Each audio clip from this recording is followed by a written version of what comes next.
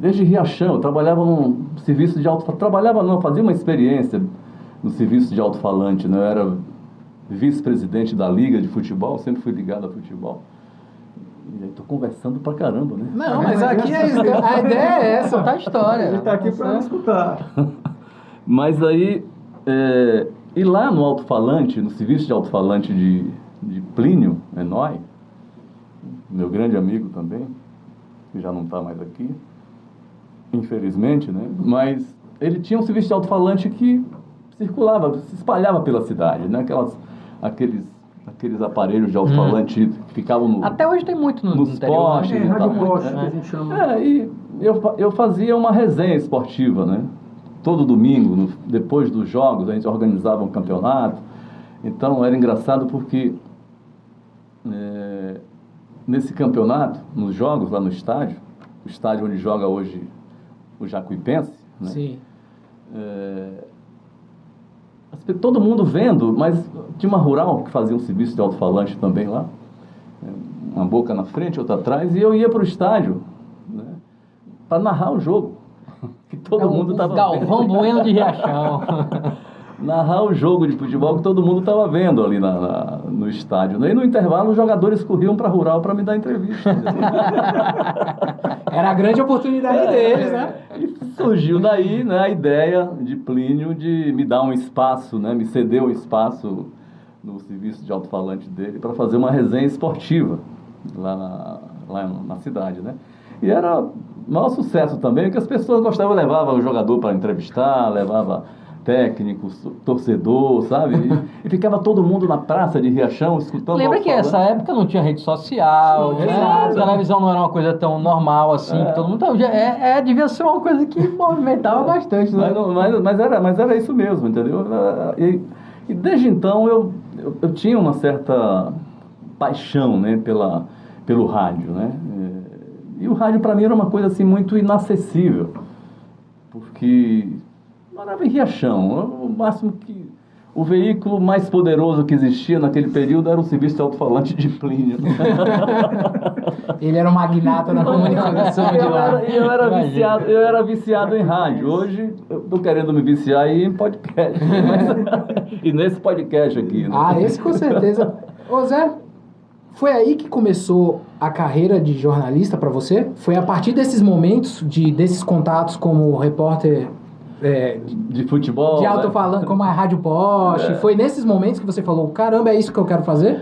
Mas não tinha noção disso ainda, sabe, Rodrigo? Porque era assim, eu fazia isso porque gostava muito, né? Eu me identificava, as pessoas diziam que eu tinha voz legal, não sei o quê.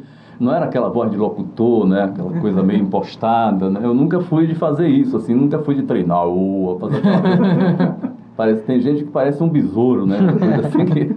Eu sempre falei com naturalidade, né? Como eu estou falando aqui agora. E as pessoas gostavam dessa forma, né? Mas eu não tinha a menor ideia, né? Que isso fosse um dia se transformar na profissão que eu persegui aí durante 40 e poucos anos, né? Persegui não, ela me aturou, né? 40 e poucos anos.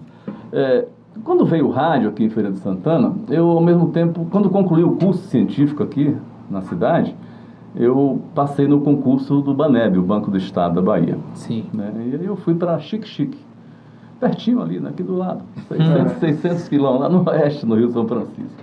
E lá fiquei um período, um ano mais ou menos, depois me transferiram para Riachão, né? Foi aí que aconteceu a fase de organizar campeonato, fiquei uns 2, 3 anos lá. E vim para Feira. Né? E fui para Salvador, desculpa. Sim. Feira foi antes. Feira foi antes. Depois eu fui para Salvador. E lá, trabalhando no Baneb, não sei se vocês conhecem ou já ouviram falar, certamente já ouviram falar, em Marco Aurélio. Marco Aurélio, ele era chefe da equipe de esportes da Rádio Sociedade da Bahia. Né? Ele era narrador de futebol e trabalhava também no banco, no Baneb.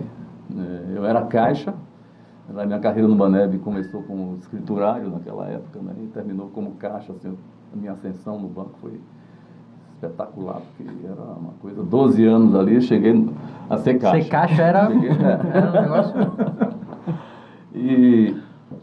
conversando um dia com ele falou assim, olha, eu não tenho vaga não, mas se você quiser ir lá acompanhar na rádio as transmissões e tal, que todo domingo tinha transmissão, né, no futebol, quarta-feira à noite também.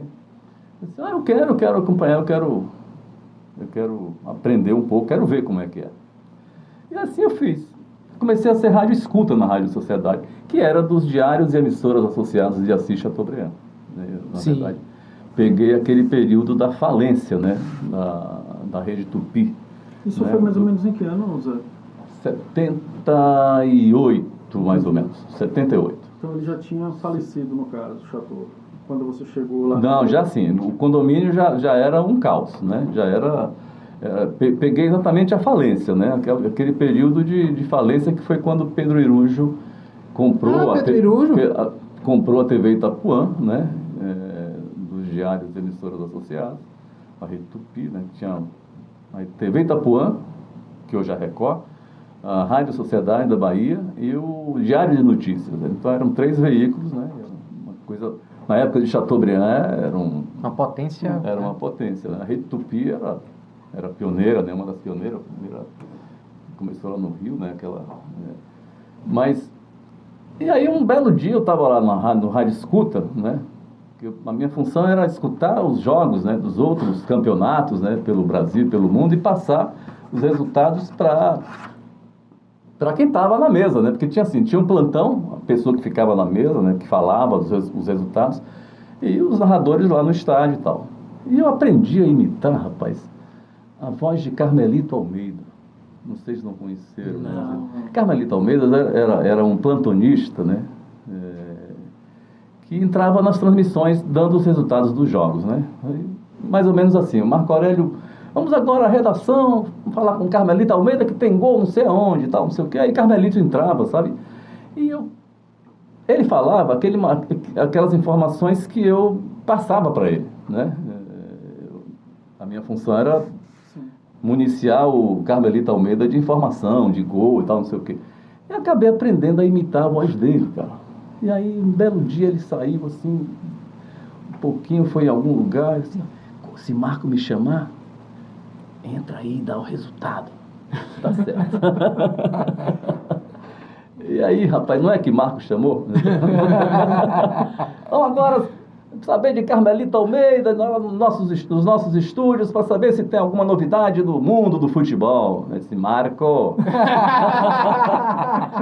gol no Maracanã, Alberto Dinamite faz 1 Vasco, 0 Flamengo, informando o Sanave, o seu revendedor Volkswagen. E Marco nunca soube, sabe, nunca soube disso até hoje, acho que ele não sabe dessa história, entendeu? E Carmelito era uma figura maravilhosa, meu amigo. Aí sim, como evoluir para a TV? Foi uma coisa totalmente por acaso, entendeu? Mas essa história é boa. Jamais imaginava que um dia fosse parar na televisão, se o rádio já era, né, muito acima daquilo que eu imaginava na comunicação, né, no jornalismo. A televisão era uma coisa inacessível, né, completamente inacessível. Eu nunca tinha visto uma câmera na minha frente. E aí, eu estou lá um dia de bobeira, tinha feito um teste para ser noticiarista da Rádio Sociedade, e o diretor da rádio, do jornalismo da rádio, gostou do teste. Falou para mim assim, olha, gostei muito da sua voz, você leva jeito, mas infelizmente eu não tenho vaga. Ainda era nessa crise aí da falência da Rede Tupi, né? Mas fica por aqui, dá um pulinho aqui de vez em quando, porque de repente surge uma vaga e você está aqui, né? Tá certo. E foi assim, um belo dia eu estava lá, saí do banco, né? Trabalhava de manhã, de tarde passei lá, ficava lá um pouco piruando e tal, não sei o quê, vendo as coisas, ouvindo. Aí entra Milton Collen na redação da Rádio Sociedade, desesperado. Tipo assim, olha, Fernando, me socorra porque meu repórter adoeceu, e ele só tinha um repórter para alimentar o jornal da TV Itapuã naquela época, né? Adoeceu e eu não tenho quem vá para a rua fazer matéria para botar no jornal de hoje. Aí falou assim, rapaz, eu também não tenho. esse rapaz aqui que Quem quiser aí. Fica aqui piruando. fez um teste aqui conosco, entendeu? E Tá tá aí. aqui por acaso, É. mas... Aí ele olhou assim pra mim, o Milton Costa, e falou assim, e aí? Eu falei assim, o risco é seu.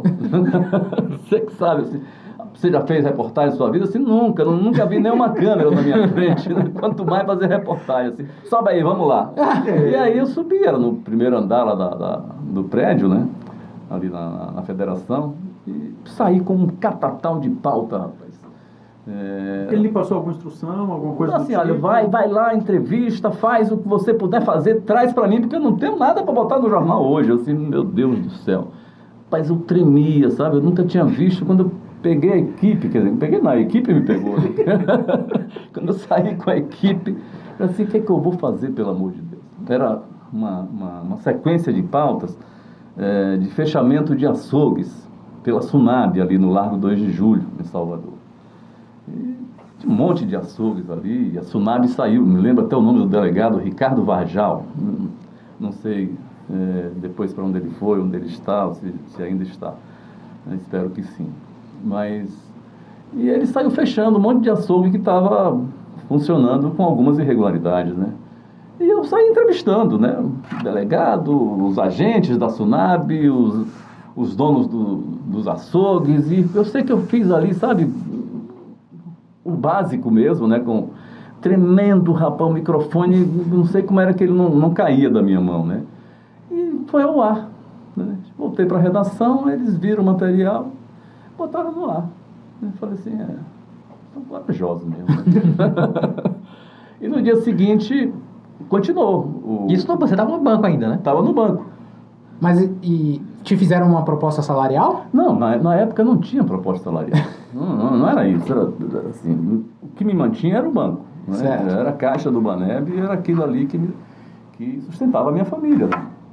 Então era um turno no banco e um turno... Eu trabalhava 7 horas no banco. Eu pegava 7 da manhã e até 1 da tarde, né? Trabalhando como... Claro que o expediente externo não começava nessa hora, começava acho que às 10 horas da manhã, mas tinha algumas atividades internas e tal. E quando eu saía do banco, já que eu continuei no dia seguinte, na semana... Foi ficando. A semana toda, Foi ficando. Eu fui fazendo e o rapaz doente ainda, né? Quando ele voltou, aí chegaram para mim e falaram assim, a gente não tem salário não.